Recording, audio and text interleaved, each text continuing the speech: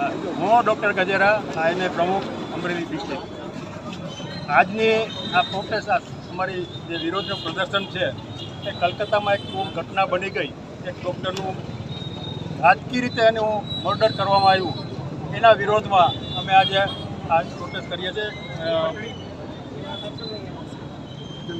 Candle March કરીએ છીએ અને એ રીતે અમારો વિરોધ પ્રદર્શિત શાંતિપૂર્ણ અને જો આનો કંઈ નિવેડો નહીં આવે, એ મર્ડર કરવાવાળાને તો તાત્કાલિક પકડીને બધું એને વિધિ નહીં કરવામાં આવે, એને ફાંસી નહીં આપવામાં આવે તો અમે ભવિષ્યમાં પણ ઉગ્ર આંદોલન કરવા તૈયાર છીએ।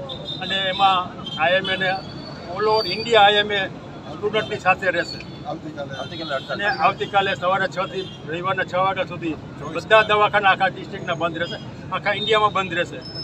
તો ઇમરજન્સી સિવાય બધી ક્લિનિક, હોસ્પિટલ બધું બંધ રહેશે।